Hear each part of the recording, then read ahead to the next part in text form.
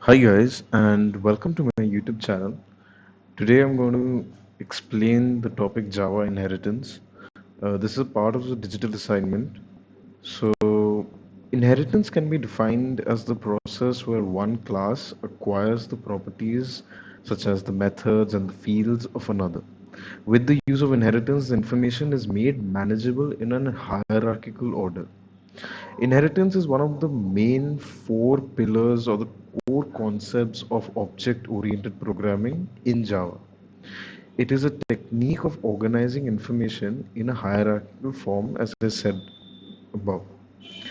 So, Java inheritance provides a reusability mechanism in object oriented programming for the users to reuse the existing code within the new applications. It does this by allowing the programmer to build a relationship between a new class and an existing class and define a new code in terms of existing code. This relationship is known as the parent-child relationship in Java. I shall dive deeper into the code words such as class, a relationship, etc. So the class which inherits the properties of the other is known as the subclass or the derived class or the child class, and the class whose properties are being inherited are called the superclass or the base class or the parent class. So on top, if we visualize it, on top we have the base class or the parent class or the superclass, and from there the properties, the getting the properties are the subclass or the derived class or the child class. So for this we use the extend keyword. Just a minute. Yeah, so as you can see here in the syntax, there is the super class, which is the parent class, and we have a certain amount of code for that where we will define its properties, such as say if it's a person, then we define a height and weight, registration number, and then the child class, the subclass, it's written extends super, and then the particular line of code so that the child can inherit few properties of the parent. So the extends keyword is used to inherit the properties of a class. Now I'll just go into few different types of inheritance. So as you can see, these are the different types of inheritance. Sorry if my camera is cutting off a portion of the table, but mind you, there's not, if there is any information which is being hidden by my camera, I'll obviously let you know about that. So as you can see, there are broadly four categories of inheritance. There's the single inheritance, the multi-level inheritance, the hierarchical inheritance, and the multiple inheritance. So their respective codes have been given. So the single inheritance is the most simplest one, like the one I showed in the example before, and it is used by everyone when at a beginner level when anyone is teaching anyone to what inheritance is. The single level inheritance is this most simplest to be taught. So there's the public class A, which is the parent class, and then there's the public class B, which is the subclass or the child class, which extends A. So it inherits the properties from A. Mind you, child will obviously have its own properties also. Just because public class B extends A, that doesn't mean that the child class will have only the properties which it's inheriting. Even though that is possible, but the whole point of creating a separate class is that we add separate properties for the child.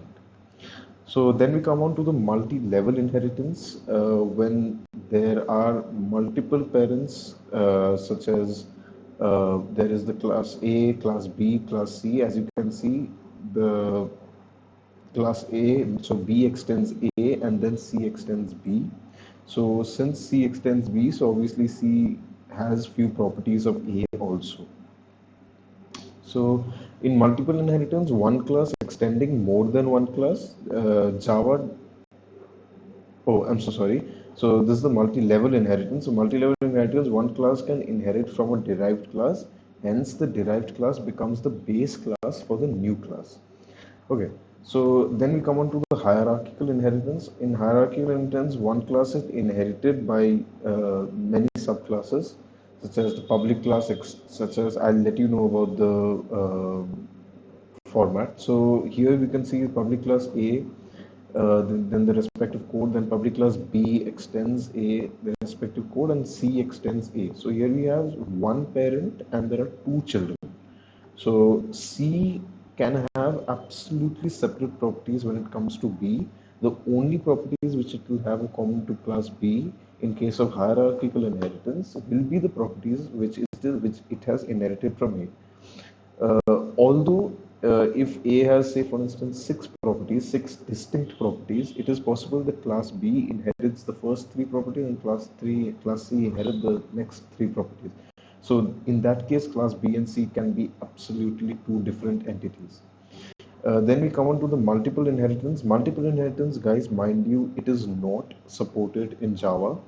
This means that one class cannot extend more than one class. So such as in the example which it is given, that class C is inheriting from both class A and class B. So that is not possible in Java. We do have interface option in Java where you can use interfaces and create a multiple interface method of inheritance in Java. Moving on, we have a real-time example of inheritance. So to again reiterate the various examples, inheritance obviously refers to is obviously mapped from a real life concept where the child inherits the features of its parents, such as the beauty of its mother and intelligence of its father, as shown in the figure below. So there are the parents, such as the mother and the father, and then the child, and the child inherits both the properties of the mother and the father. So this is an example of is a relationship which is also known as a parent-child relationship in Java. I would not be explaining in depth what is a relationship is. There's one more type of relationship which is called a has a relationship. If you guys are interested, I can cover that in the next video. So moving on, the advantages and disadvantages of Java are several, and it is widely used in even in the corporate world. It is widely used. One of the main advantages is that you can minimize the length of duplicate code. So if there are say there is a if there, I'm replicating a company, and in a company there is an employee, and the employee will be assigned to a specific department, and then there will be the HR, there will be the managers. So there are few things such as the name, date of birth, registration number, etc. These things will be an attribute present in each of these employees. Even a basic employee working in, say, for instance, the marketing department will have an employee ID, HR department will have an employee ID, the manager will have an employee ID. They all have employee IDs, and they are distinct, separate values, yes. But if we have to continuously reiterate lines of code just for defining employee IDs for separately for manager, for HR, for marketing, then that will lead to a massive amount of code, massive amount of code. And especially when you're working in the corporate sector, in general, the codes lead to perhaps 1 million, 2 million lines of code. And when these small things even more increase the code, then it becomes increasingly taxing and horrible to manage. So the major advantages is you can minimize the length of duplicate code in an application by putting the common code in a superclass and then sharing it to several subclasses. So you can create, in this case, you could create a separate class called employee, because a manager, HR, and marketing employee, they are all after all employees of the company, right? So they will all have employee ID. So you can create one separate class called employee, and then you can distribute these, you can create them as subclasses for like a marketing subclass, an HR subclass, a manager subclass, etc. And due to reducing the length of code, redundancy of the application is also reduced. So as I said, if in general, in the corporate world, the codes are, when you're using applications, real-time applications, they are 1 million, 2 million lines of code. So when there is an error, it becomes extremely difficult to manage that massive amount of code. Hence, the redundancy of the application also reduces. So, if there is an error, the program is created in a more modular approach. So you know where to go when you know that there's an error. When I'm seeing that there's an error in the employee ID, I can straight away go to the parent class and check it. I won't have to find whose employee ID is going wrong. Okay, so the third point is inheritance can also make application code more flexible to change because a class that inherits from the superclass can be used interchangeably. Just exactly what I said before. So if there's something wrong, I can go back to the parent class and change it. I can create more children of the parent class as and when required. And if I change something in the parent class, it is automatically reflected in the children. Then we come to the important rules, and these rules, guys, mind you, these are specific only to Java. So the first is we cannot assign the superclass to the subclass. We cannot extend the final class. Number three, a class cannot extend itself. Since this is sort of similar to multiple inheritance, and as we know, multiple inheritance is not allowed in Java, so a class cannot extend itself. One class can extend only a single class, which is exactly what multiple inheritance is. We cannot extend a class having a private constructor, but if we have a private constructor as well as public constructor, then we can extend superclass to subclass. In this case, only the only the public constructor will work. If we assign subclass reference to a superclass reference, it is called a dynamic method dispatch Java. Constructor, static initialization block, SIB, and instant initialization block, sorry for the mispronunciation, of the superclass cannot be inherited to its subclass, but they are executed while creating an object of the subclass. So we'll come to an example problem. I have a feeling my camera is blocking the example problem, so I shall move on to the code itself. So just a minute. Do this. Yeah, so the code is visible. Okay. So yeah. Yeah. So I'll just read the book. It's there in the comment portion of the question. You can see code also down below. I'll be explaining the code and that's about it. So assume that a bank maintains two kinds of accounts for customers. One is called the savings account and the other is known as the current account.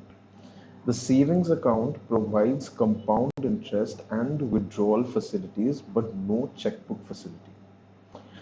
The current account provides checkbook facility but no interest.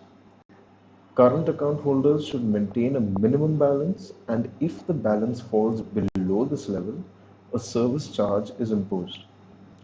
Create a class account that stores customer name, account number, and the type of account. From this, derive the classes cur underscore account and save underscore account, or current and savings. You can create separate accounts for that, separate names for that as well. These are just variable names to make them more specific to the requirements.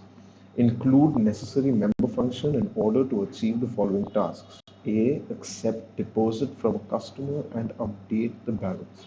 B. Display the balance.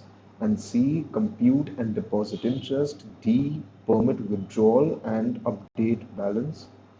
And E. Check for the minimum balance, impose penalty if necessary, and update the balance. Okay, so the question is here. If you guys want to, I shall scroll down towards the code. So the first thing, as you can see, it is the parent class, the class account. As you can see, this is the parent class. So we have various properties here, starting with the account number, which is ANO, denoted as ANO, and a float value for balance. We've taken a float value for balance because obviously there will be point something. It's not always a whole number, right? So we always have a point value to that. So we've taken a float number. Obviously, the digits on the right hand side will not exceed more than two values, so we do not need a large data type such as double. Then we come on to the two functions, which are get balance and set balance. So as you can see, the first function is public float get balance, where we just have return balance. So on when the user wants what the balance wants to know what the balance is, all we have to do is call this function get balance, and it will return the variable here balance. Then we come on to the next function, which is set balance. So the set balance will require a value, which is float balance.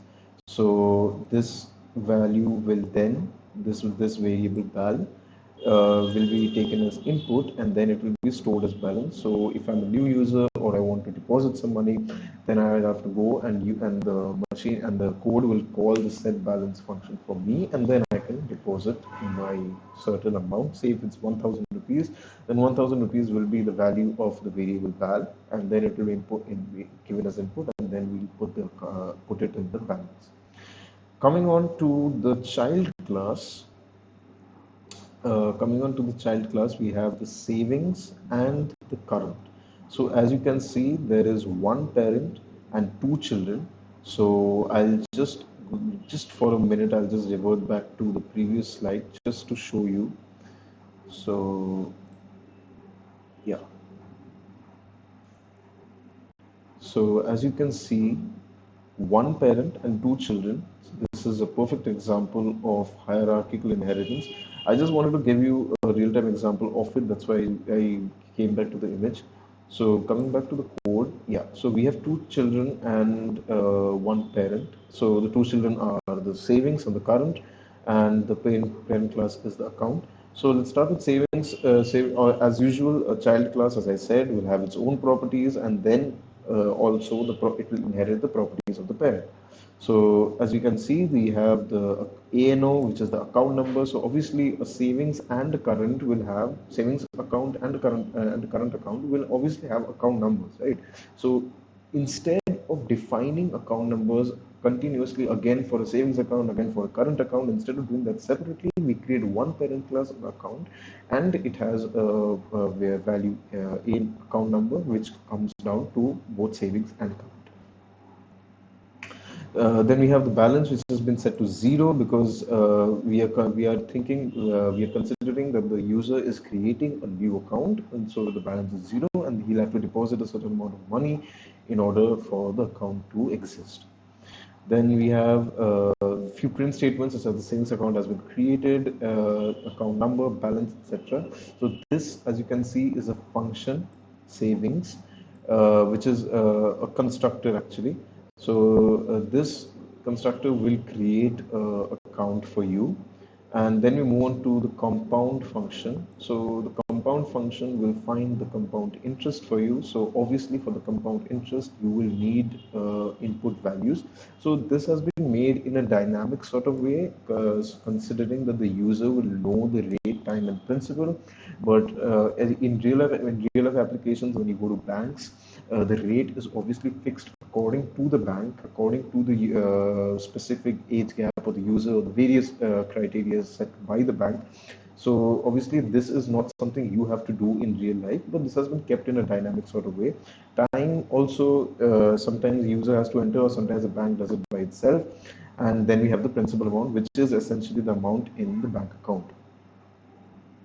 So then we have the compound interest and the variable compound interest. Here we uh, explicitly convert it into float, and then we have the principal and the formula for finding the math interest, which is the principal amount into the power of rate 1 by 100, and then the time.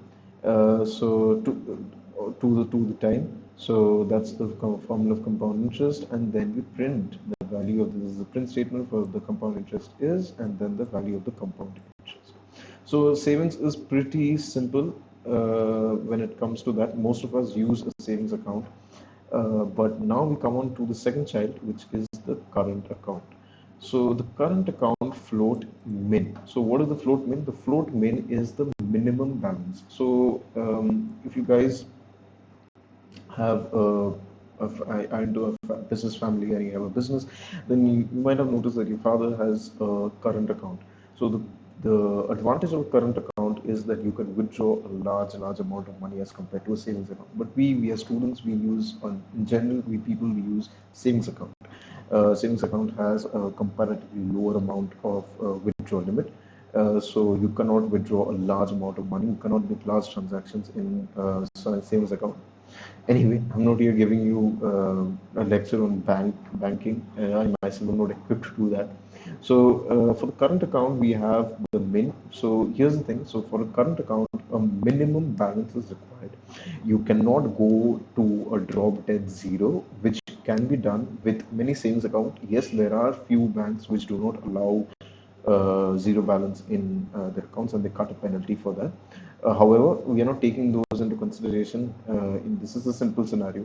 So we have the current, then there's float min, and then the constructor where the account is created. So we take the account number and then the amount, and then the account is created. As you can see, there are a series of print statements. Current account created. Here's your account number. Here's your balance. Please add balance is also there since you do not have balance, and the minimum balance is stated.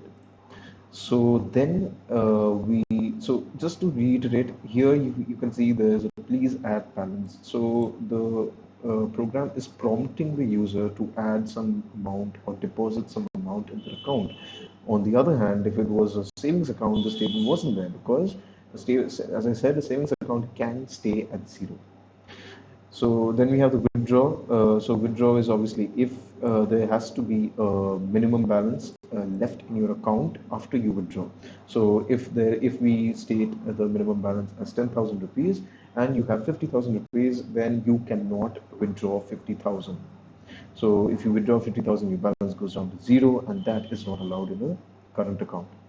Then we have the else statement where if the balance is perfect, then the minimum amount, then we can say this is the new balance and this pointer for get balance.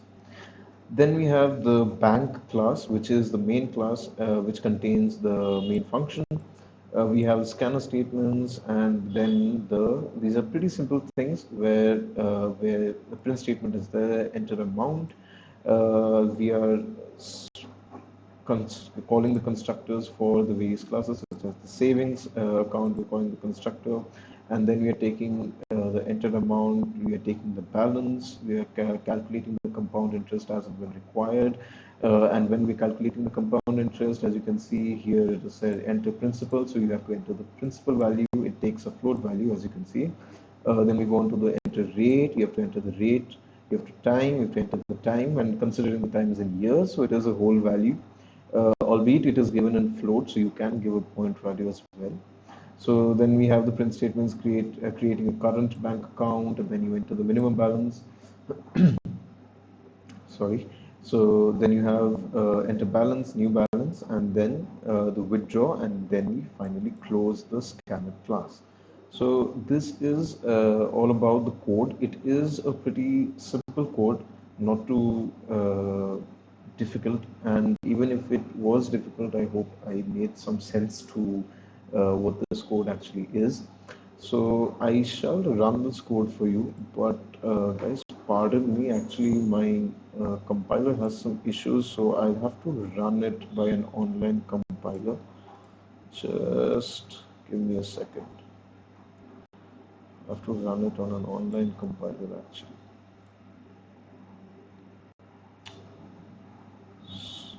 Just a second.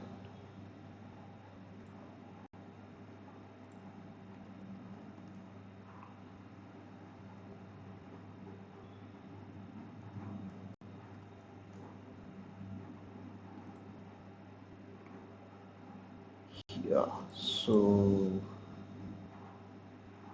wait, can you guys see? No, you cannot. So then capture, yes. So this is the very famous JDoodle, as you guys know. This is an online compiler. So this is the code, the same, very same code. I just copy pasted in front of you guys. I'm making it interactive, and then we execute. Okay, so here savings, it says savings account created. So I enter the balance amount. I say it has to be 5,000. Okay, so the new balance has been created. Then we move on to the compound interest. If you want to find the compound interest, so it has 5,000. I say I want to find compound interest with a principal value of 4,000. Then we have the rate, which I would say it's say 7%. Then we come to the time, so 3 years. And here's our compound interest, which is 4900.173. Now moving on, we create a current bank account. Okay, so the current bank account, I'm keeping the minimum balance pretty low, so I don't have to keep spamming my keyboard. Then we have a minimum balance entered. Then we have current account created. So this, as you can see, the account number was 1 for the savings account, and the account number is 2 for a current account. So the balance is 0, minimum balance is 500. So I enter a value which is greater than 500, say 5,000. And this is the balance amount. I say I want to withdraw 1,000 rupees, and so your new balance is 4,000. So I guess that should clarify it for you guys. This was pretty much what it is. This is a very basic hierarchical inheritance programs. There are various types of inheritance, as I mentioned before, which will get slightly bit more complex. Then there are hybrid inheritance, as and when required, you can mix and match the inheritances. So yeah, do let me know in the comments down below if you have any questions, and I shall make sure that I answer them. And thank you so much. Bye bye.